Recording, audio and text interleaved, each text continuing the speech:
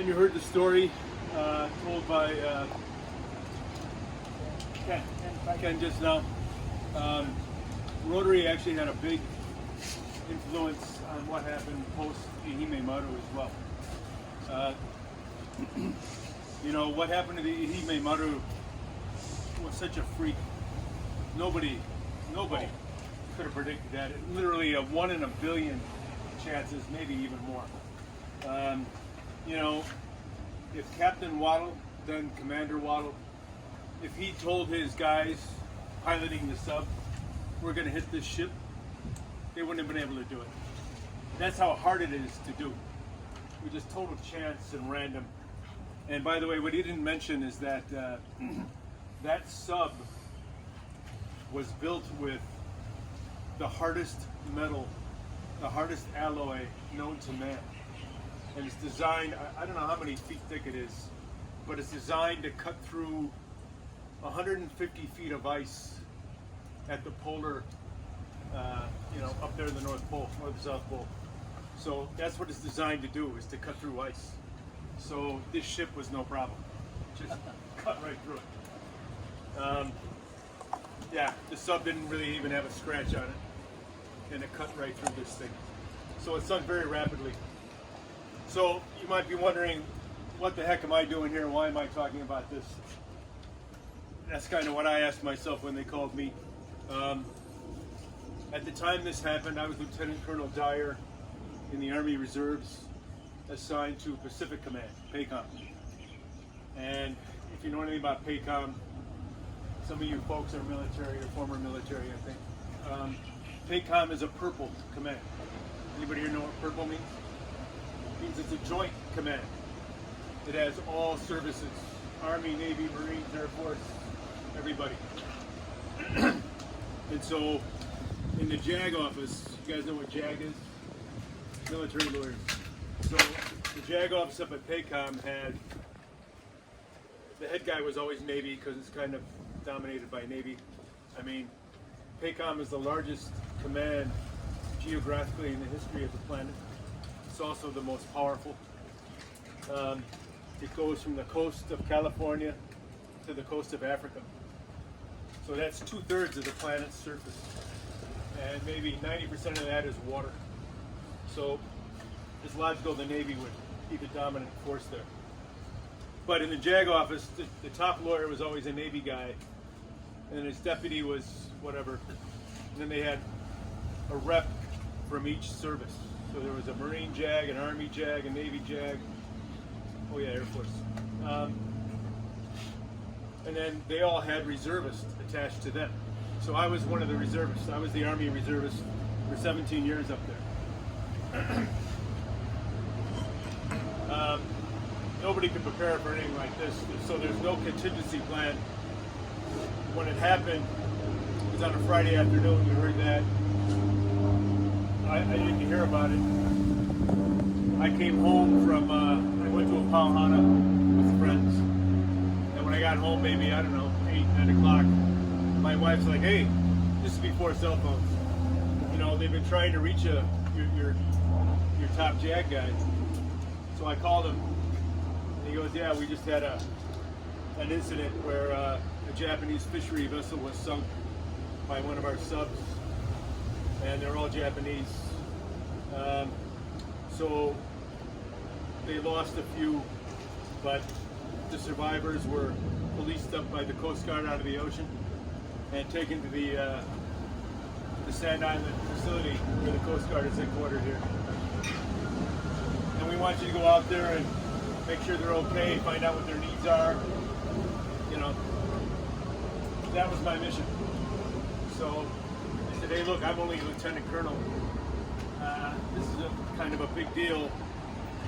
I mean, this is going to be on the news.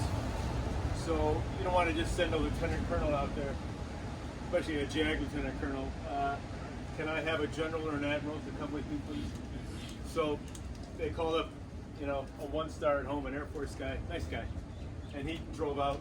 So we got out there about midnight that night, and they showed us in to where all these, there were 26 of them, survivors. What do you think they were at the Coast Guard facility? They were in the brig, because that's the only place they had for them. And what do you think they were wearing? You probably know this too. So if you ever go to the brig and become a prisoner, what do you wear? You don't wear your own clothes. They give you an orange jumpsuit. So that's what they were all wearing, because all their clothes had been, they were soaked or wet or destroyed. So I got 26 Japanese guys all wearing orange prisoner jumpsuits. I kind of know who they were. And they all look at me and I go, in Japanese, I'm Dyer and I'm representing Pacific Command, and sorry for what happened to you, but let us know what your needs are. And so they all kind of pointed to the captain, and the captain was very despondent, a guy named Onishi. And the first thing he said to me, I walked over to him, we exchanged cards. Somehow he had a card. And first thing he said to me was, I'm the captain, I should be dead. The captain always goes down with the ship, so I'm very embarrassed. I go, maybe you know this expression, shikata ga nai, which means can't be helped. It is what it is. You're here now, so you got to help your remaining crew. That's your mission. And so we kind of perked up after that. He was very depressed. He goes, you got to find. We've got, most of the people were high school kids. So we've got, I think it was 4 missing high school kids and 5 missing crew. You got to find them. So that was mission number 1. I made a note to myself looking at their jumpsuits that mission number 2 was to get them some clothes. And they said, yeah, get us some shaving gear and stuff too, so we can at least shave. And get us some phone cards so we can call home. Remember, those are the days where you had phone cards. So under international law, there's something called solation. Anybody ever heard of solation? Solation is an international law principle where you can pay money to someone who is in a world of hurt as an act of solace. That's where they get the term solation. To help them out without admitting fault. Because right then we didn't know what happened yet, and we didn't want to admit fault. The first one of the things I didn't tell you is that the JAG who called me, we all thought, the U.S. thought it was a spy ship, spying on us. And so there's a lot of misunderstanding at first. So we didn't want to admit liability. I wasn't even authorized an apology. So that night when I first went there, all I was authorized to do was express regret. So that's all I could do. So I gathered all the intel I could, told them I'd do what I could, went back, 1 in the morning, woke them up on the phone, and told everybody what I needed. So by this time, it's early Saturday morning, and I called the PACOM finance officer, who's a Navy captain, female. I go, ma'am,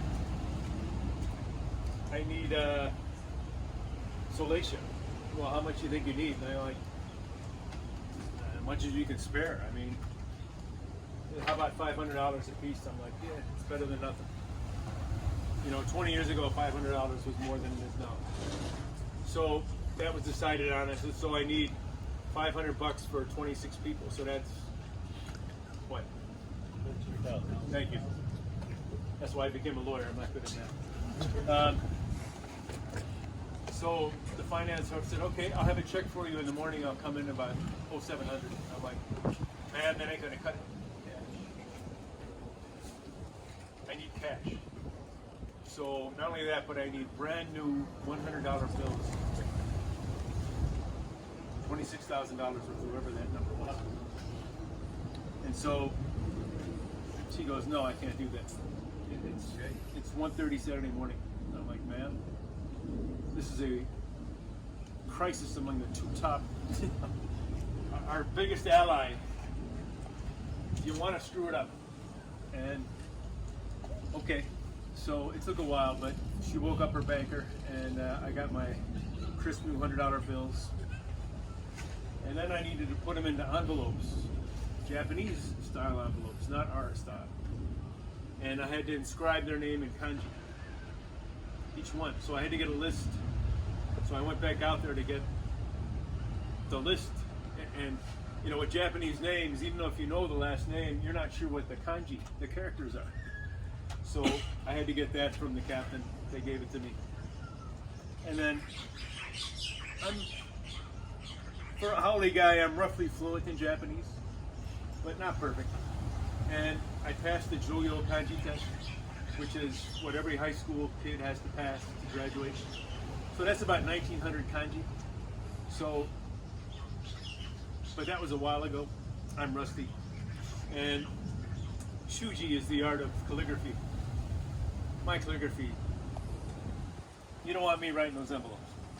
So I had to find somebody, a Japanese person who was good at writing calligraphy to inscribe these.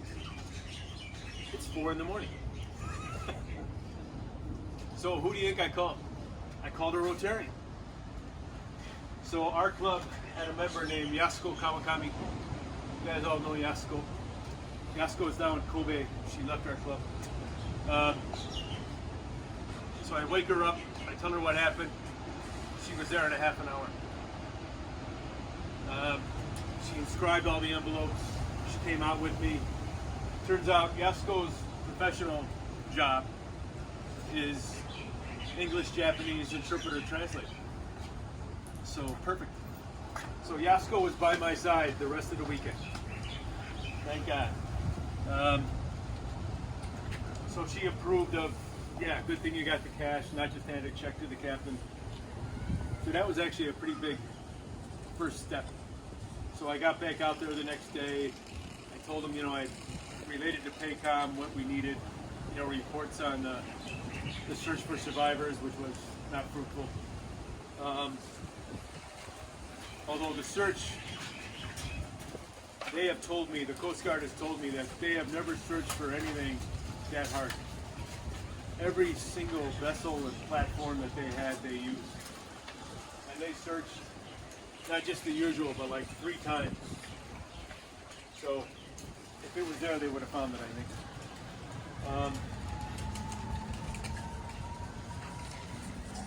So I went back and to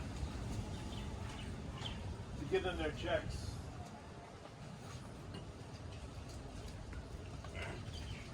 Again, there's no protocol for this, so it's all off the top of your head. I had studied in Japan in undergrad and then 2 years of grad school. And in grad school, I had taken a martial art called Iaido. Anybody know what Iaido is? Iaido is the martial art of the Japanese sword. I mean, the real sword with the sharp edge. But don't get fooled. You don't do kumite. I mean, you're not fighting another guy. It's all form, yeah. Because if you were, there'd be a lot of deaths.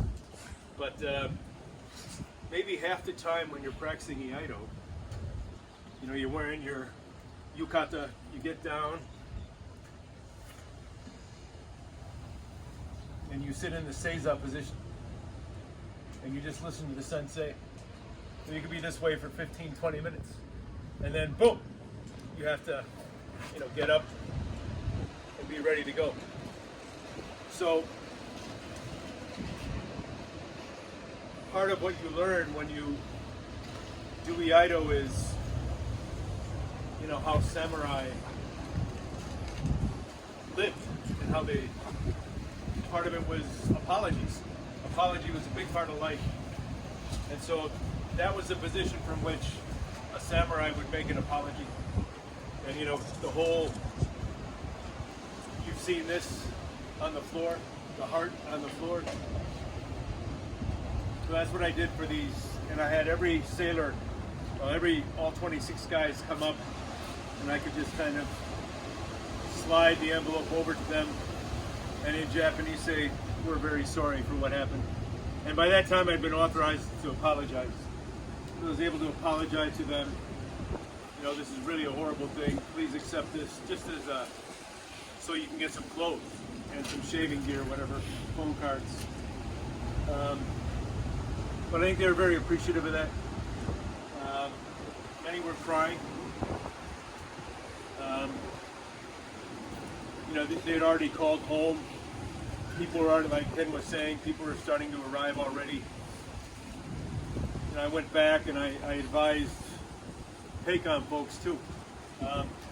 You know, Hickam is mostly American guys, right?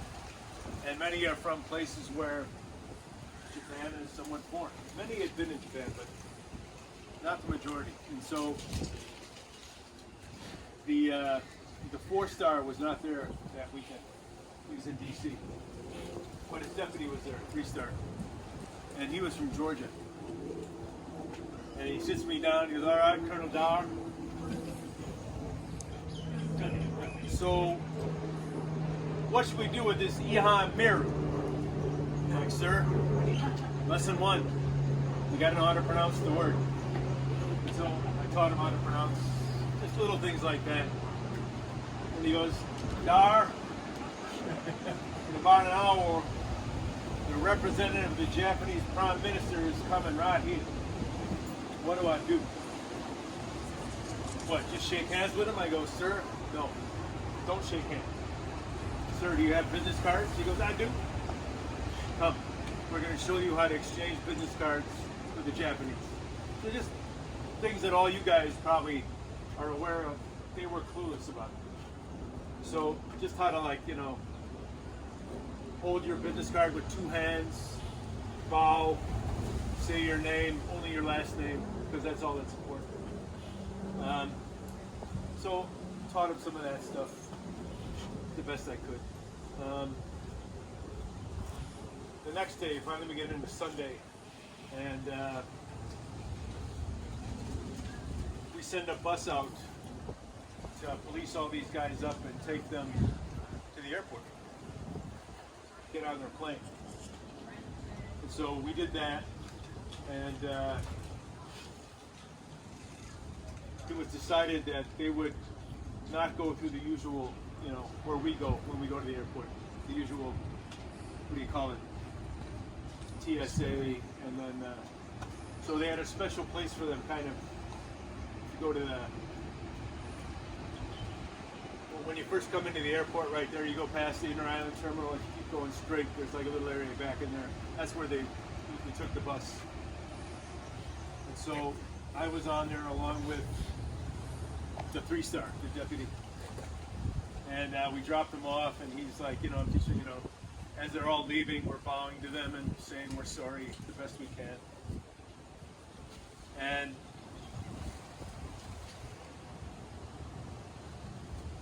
there was a time when they had to, when we got off the bus actually, and they stayed on and went into the airport, and we couldn't go. And the media was all there, and so me and the 3-star get off the bus, and I go, sir, don't just walk away. He was ready to just, you know, walk back to his car. I go, sir, in Japanese culture, you just don't walk away from a car.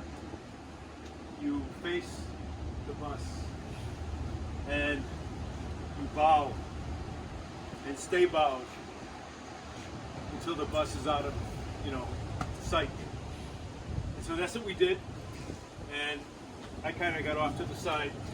And so the media has all these pictures that were in the paper the next day of this 3-star admiral bowing to this bus as it drives away. And that was published in the Japanese papers the next day.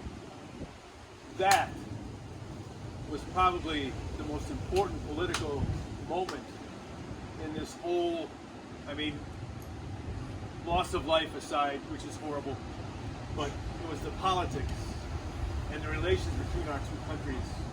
That might have been the most powerful moment, because it showed that we respected, we felt genuinely sorry, which we did. And so I think that photo of our 3-star admiral bowing to these kids as they drove away was very powerful in Japan. That pretty much ended my involvement. That took all weekend. And then Monday morning, you know, the active duty guys came back and they, oh, we got this, Dyer, you reservists, you know, thanks for your work over the weekend. We got it. You did all the hard work. You know, but just this kind of follow-up. You heard Ken talk about it a little bit.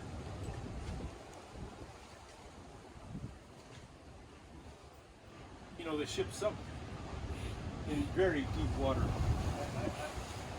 Miles deep. 2,000. Was it? Yeah, just real deep. And so deep that you couldn't get any divers down there. And the thought was these missing people, at least their bodies are probably still in the ship. So they wanted to raise it. The Navy has never raised a ship from this depth before. And so they mobilized the engineering folks that could do this. This is way over my head as a JAG, I don't know. But there was all sorts of EPA and EIS issues with bringing the ship up because it was leaking oil and it would probably break apart and leak more oil. So they brought it to a shelf just off the reef runway that was about 300 feet deep, something like that. So it was shallow enough that divers could access it pretty, you know, easily. But it didn't violate any EPA rules or regs, and no oil leaked. And so we had divers go in there, and that's where they found 8 of the 9 folks who were missing. The families of those 9 were all put up at the Alamana Hotel. And another reservist from my JAG office, the Navy reservist, a guy named Neil Sheehan, was assigned to be like the JAG for the recovery effort. And they couldn't have picked a better guy. Neil knows no Japanese, but he's got a heart of gold. He made friends with all 9 of those families. And when they found, you know, the body, he was like, it was, you know, they could get closure. But the 9th one they couldn't find. And so the diver said, all right, we'll make one more dive. And the mother told Neil to tell the divers, you know, the divers had these like flashlights, but heavy duty, you know, flashlights on their masks with cameras. And so they had a live feed from what they were seeing to a room at the Alamana Hotel so that the parents could see what the divers were seeing. So they're going through the ship, and Neil thought, you know, when a ship sinks, there's air inside. And the air will usually wants to go up, yeah? And so it's probably in the foxhole. You guys know what a foxhole is on a ship? I'm Army, so I'm like so stupid with Navy terms. Anybody here Navy? So a foxhole is the very tip of the ship, the front. And it's almost always hollow. And so air will gather there. And sure enough, the divers went there and there was an air pocket, but no body. But they said, look, the mom said he had a ring. And it was one of those, I'm sorry, maybe it was I forget if it was a ring or a necklace.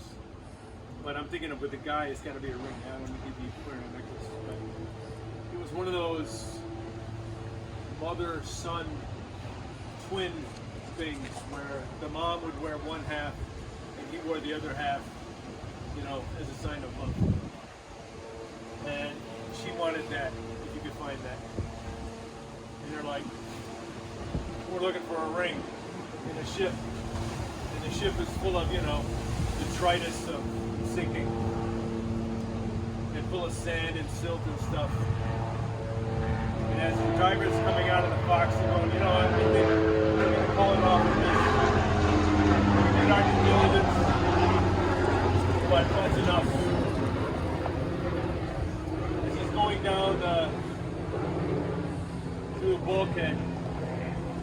little mound of silt, and the flashlight reflected off something shiny. And he reaches down, and there's the ring sticking out of the silt. The mom just started bawling. She could see it live at the Alamano Hotel. So that's kind of the, I don't know why I call it a feel-good story, but that's the kind of thing that I don't think the average public, JIQ public, knows about. And the extent the Navy went, they spent tens of millions of dollars, you know, for the recovery efforts, and to do what they could. So fast forward, you know, word must have got out that I did this, because I was getting phone calls from lawyers on the mainland saying, hey, we want to represent the Ehime Maru people. I'm like, there was never any lawsuits filed. They could have filed lawsuits very easily. They would have been worth tens of millions. And the lawyers would have gotten their 1/3. But they didn't go that way. The Navy was able to settle. Yeah, they were paid millions, but very quietly, and it was resolved. And I think, and look, like Ken was saying, we have a memorial here. I think that helped. We have so many relationships now. As Rotarians, I want to make a little proposal to you. It's been 20 years since this happened, 20 years and 6 months.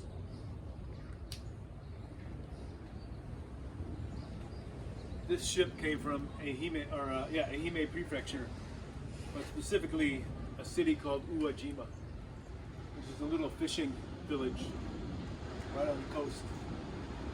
And it's on the Seto Naikai. The Seto Naikai is the Japanese Inland Sea. And if you were a crow flying, if you left Uwajima, the next city you'd come to across the Seto Naikai is Hiroshima. And Pearl Harbor is sister clubs with Hiroshima, Southeast Club. And your club kind of has relations too, yeah? No, we have ours with, the Sunrise Hunt Club with Hickam. No, but you have the local Yamaguchi folks, Oh, yeah. which is just across the way too. So what I want you to think about and consider is, what about a joint sister club relationship with the Uwajima Rotary?